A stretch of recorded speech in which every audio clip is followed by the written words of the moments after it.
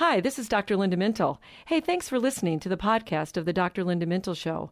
Our website is filled with more encouraging interviews, all accessible at myfaithradio.com. Doing life together, reaching out with hope, encouraging one another, each step along the road. You and I can make everything a little better, doing life together. Well, hi, everyone, and welcome to the Dr. Linda Mintle Show. I'm your host, Dr. Linda Mintle, the relationship doctor, and I'm here along with my co-host, the other Dr. Mintle, my husband, Norm.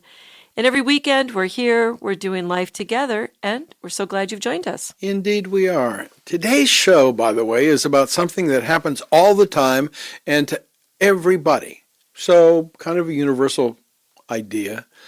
Actually, it's kind of sad. It's the topic of disappointment. You know, when people let you down and it hurts. It does. And you honestly, you never get used to being disappointed. Because they're surprised by it, right? I know. So, just as example, maybe your father promised to take you to the Cubs game, and he didn't. Or your wife said she would make time for physical intimacy. She didn't. Maybe friends promised to call you on the weekend, and they never phoned. Or while you were ill in bed, no one from the church called or even visited you. And after a lifetime of such disappointments, depression can set in. You may feel like nobody keeps his word or will be there for you in your time of need. Right. And the reality is, yes, disappointments do come. They come throughout life. We need to not have unrealistic expectations. But I don't know if that's possible because disappointments are so inevitable. That's why this is our topic and the focus of our show today. Right. We took something that everybody has to deal with, but it's how you handle that disappointment that really matters, and that's where we're going to put our focus. So let's start and spend a minute or so on how disappointment usually comes. It's when you want something to happen, but it doesn't. Or you can be disappointed in a person and the way they behave. I remember being incredibly disappointed when one of our favorite pastors had a moral failure. Now, that's heavy-duty stuff, but it was so shocking and so disappointing because he was one of those rare preachers who I used to say, he could teach you something new about John 3:16. He was just that good. Very gifted. Right. Very gifted. But he had a hidden life that was uncovered. What was one of your biggest disappointments? Do you remember one? Yeah, and I'm going to totally go a different way because yours was a pretty heavy one, and it really affected not only us, but a lot of people in that church at the time. But, it's funny how you remember disappointments from when you were a child or a teen. Mm-hmm. I mean, I'm so much older now, but I still can go back and remember this time. I was really disappointed when I didn't make 10th grade cheerleading. I had been a cheerleader. I really wanted to be a cheerleader, but when I thought about it, when I didn't make it, I would have had to drop out of band had I made cheerleading because you couldn't do both back in the day. Right. And certainly, Norm, playing the flute all those years has served me way more than cheering ever could have done. So it really did turn out to be a blessing. And my high school band went to Europe, so I got to go to Europe. And the cheerleaders didn't? The cheerleaders did not go. They didn't go too far. They went about 30 miles and, to other teams. So I would have missed all of that if I had been cheering. Mm-hmm. It was really... It was just so disappointing at the time, but it was interesting because later on I tried out for cheerleading in college and I made it and I got to do that. So, but at the time when you have your heart so set on something that you really, really want and it doesn't happen and you can't come around again for that particular period, it was very disappointing. So I'm sure if we think about it, we can all recall those times, and maybe if you're listening, you're thinking of this, you're thinking of something even right now as we're talking. Because you can be disappointed by not getting a job that you wanted, or maybe your child is disappointed because they didn't get chosen at school. That's a big one that parents have to watch when their kids get disappointed for not being chosen. It's hard. Maybe your team at work didn't get the bonus and you really hoped you would, and you were so disappointed. Or a really common one that you hear all the time is people are disappointed that they're not losing the weight that they want to lose. This is such a common experience for all of us. Some are far greater than others. I mean, I can be disappointed that my team didn't win the Super Bowl. But that's hardly the same as not getting a job or losing funding for a project or something heavier. Yeah, and that's a good point because there are a lot of factors that determine how intense the disappointment is going to be for us. And so one of those is how important was the hoped for thing or the event that was coming. If it was very, very important, then the disappointment is going to be harder to accept.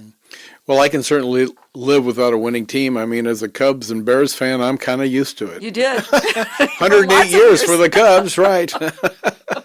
But the job loss, that would be much bigger. And what about how long you've hoped for something? Does that factor into it? You talked about how important it was, but how about the time?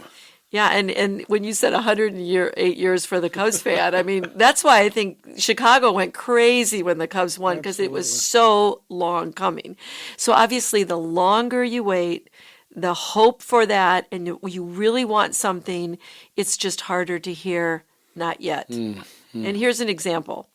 If you suddenly get rejected by someone you just start dating, well, that's a whole lot easier than if it happens after a year or so of dating. Right?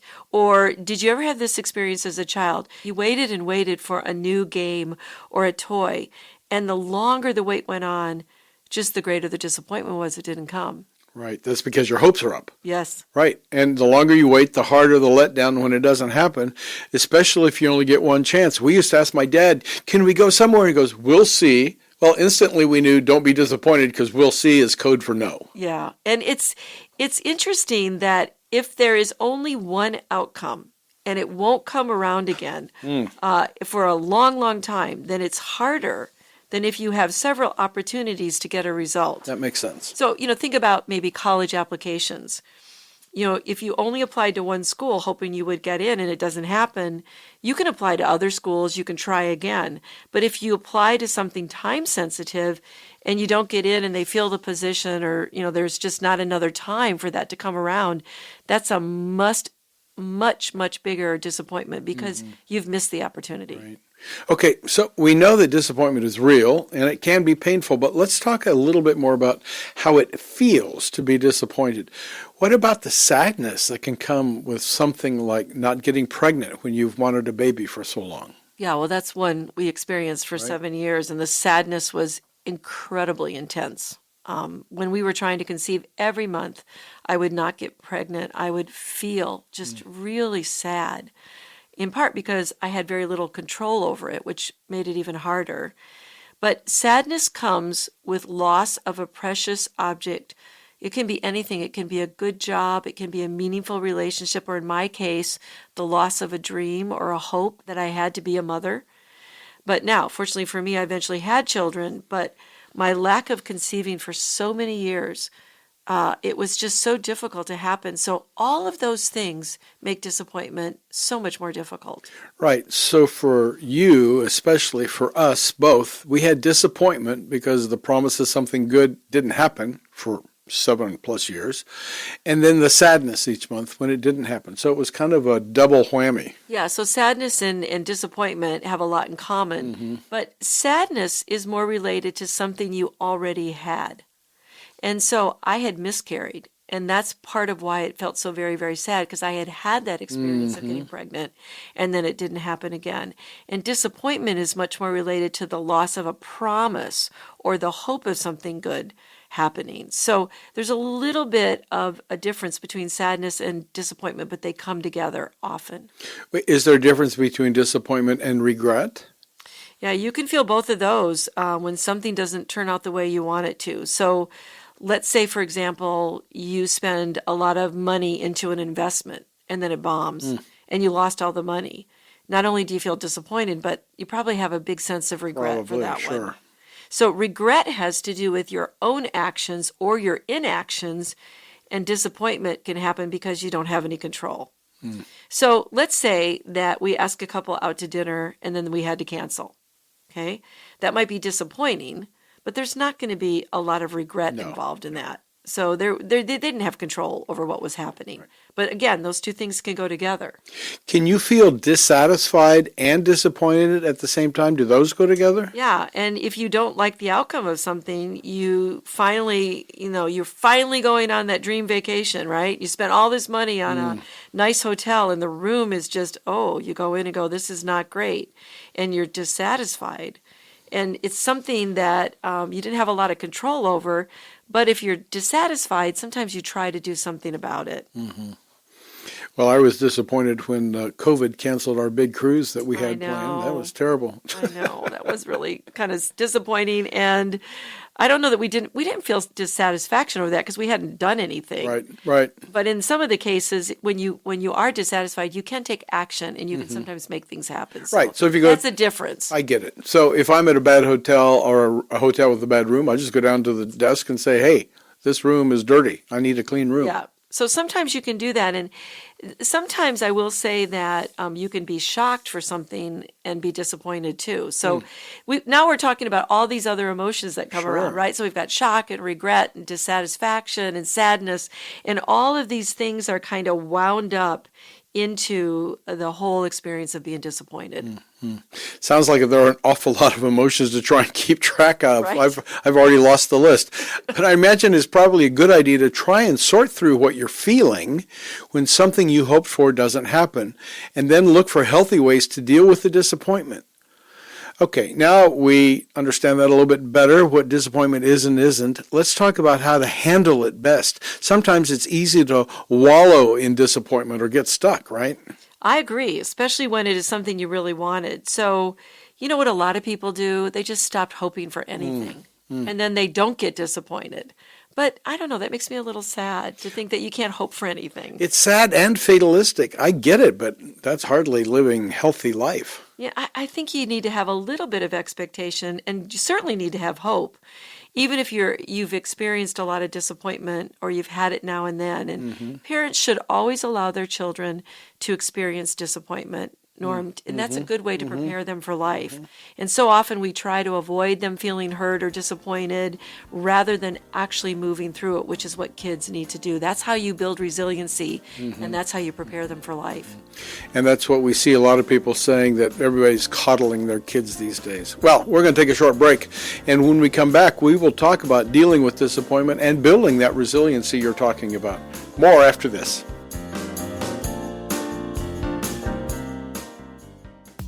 Are you a mom or a dad trying to do your best to raise a healthy weight child in an unhealthy eating culture? Do you often struggle with how to respond when your child asks if she is fat or if he needs to lose weight? Do you wonder what is normal and how do I best impact my child and his or her eating habits? Well, hi, I'm Dr. Linda Mintle, and my book, Raising Healthy Kids in an Unhealthy World, teaches parents how to raise healthy kids in an overscheduled, fast food, video game world by making simple choices, easy changes, and instilling good habits that will improve everyone's life today and forever. Winner of the Mom's Choice Award, Raising Healthy Kids in an Unhealthy World will give you this confidence, the confidence you need to take charge of your child's eating and raise a healthy weight child. Raising Healthy Kids in an Unhealthy World. Available on Dr. Linda's website, drlindamintle.com, and available online where books are sold.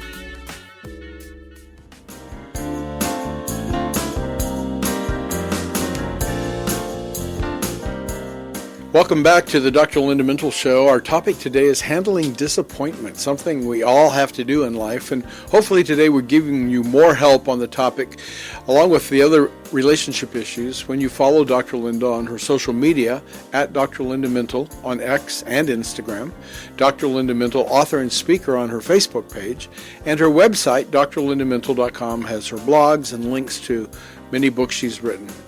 That's a lot to remember. Just go to drlindamintle.com Just and Google you'll see Dr. it all. Linda. Yeah, it's all there. You'll see everything. Okay, back to disappointment. Dr. Linda, give us a first step to deal with disappointment. Well, the first step would be to identify the source of the disappointment and then think about it. Is this something I can change, or is this something that's out of my control? How do I really feel about this thing that didn't or did happen? Or how do I feel about the person who let me down? So that's number one, really, to just stop, think, identify, and try to figure out how you feel about it. I don't think most of us do that. We just react, right? I know it does take a little time to process your emotions, but it's really worth it. And again, I'm always advocating that we try to understand ourselves a little bit better, because the more you understand your emotional reactions to things, guess what, Norm? The better you can regulate those emotions. So it's all tied together. That makes sense to me, but does it help to talk to a friend? I mean, sometimes we want to unburden on someone else, and maybe that makes their disappointments worse. I don't know. No, I think it depends on the person, but for me, it does help for me to talk about my disappointment, because that's often how I process things. When I talk about it, I process it better, and it helps me work through my feelings. Okay, this isn't something we were going to talk about, but is there a difference between how men and women process disappointment? Well, I wondered if you were going to think about that, because you don't like to talk about it, and I do like to talk about it. So there may be a difference. A lot of times I'll hear men saying, I'd rather just distract myself and do something to kind of move on with it. Whereas women tend to have a lot more actually connections in the brain for doing that kind of processing work. So we're physiologically built that way. So Right. I do think there is some gender difference there. And I think that's when we guys will say, just get over it. Right. Just get on to it. Let's move. Let's next. Yeah, and that doesn't always help when you're telling people just to get on with it, Right. because some things are easier to let go than others. And sometimes other people are just uncomfortable helping you process your emotions. So you really do need to find someone who's a good listener, and someone who can handle that disappointment with you and just listen, maybe hold your hand and offer some comfort and let you process. Right. That's good. Here's a tough question. Are there times we feel disappointment with God, and because it's God, we're kind of afraid to acknowledge it?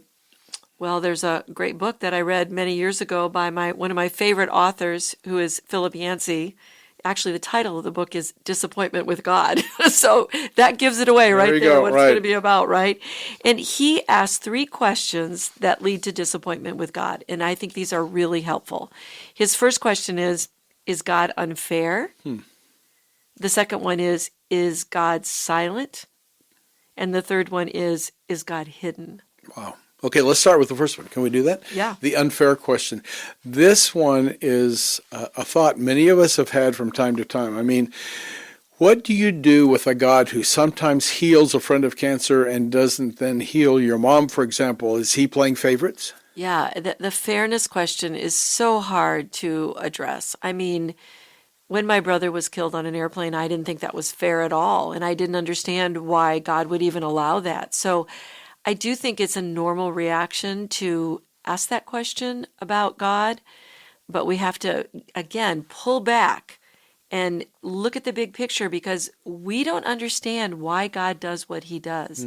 And we live in a very difficult world with disease and wicked things. We see wicked people prospering. Right. It doesn't make sense to us. And then we see vulnerable people suffering.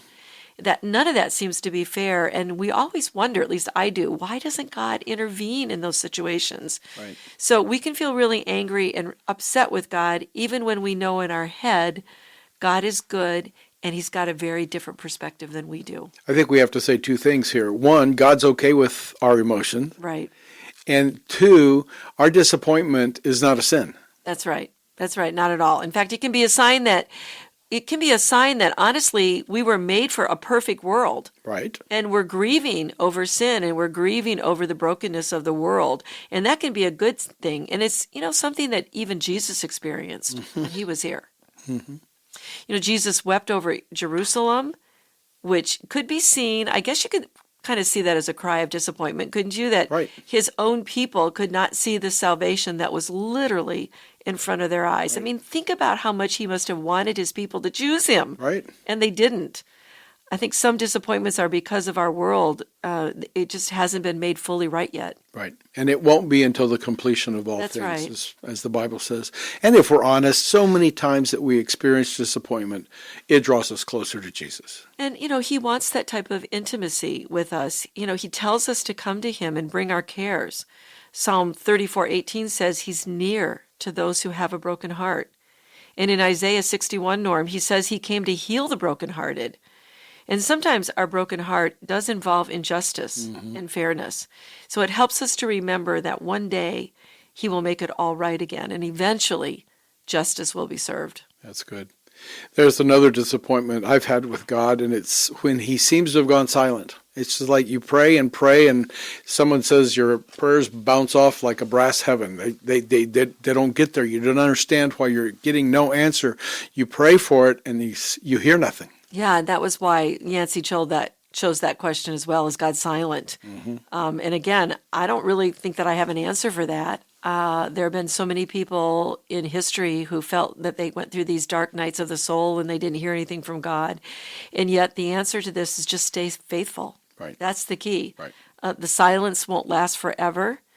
And why does God seem silent at times? I don't know. I'm not God. I don't even know how to answer that question. But he does, again, see the entire fabric of our life, and we see only a thread. That's good. So it's all about trust, because he has the long view. Right. And sometimes his silence isn't no. It's just, I'm not giving you an answer yet. Right, right. Sometimes it's that. Okay, Yancey's third question was, why does God seem hidden sometimes? Okay, so usually it's in the hindsight that we realize this, right? We realize he wasn't hidden at all, but at the time, it sure feels that way.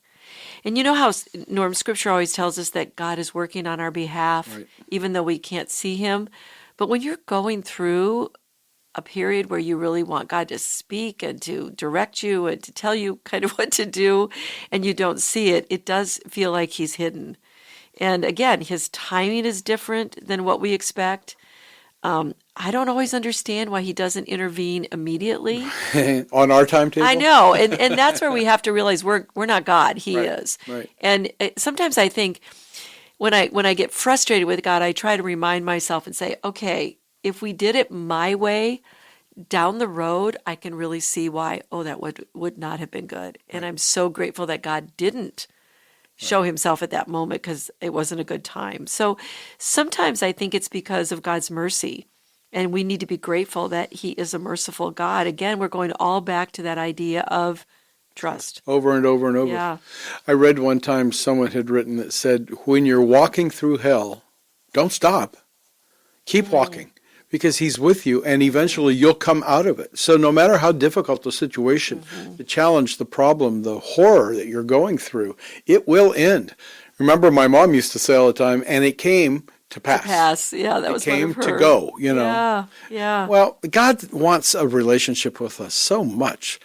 We should respond to him in the right way, I would think. But that is an excruciating process for us so often. Well, I think more the question is, when we get in there, is why isn't he responding right away?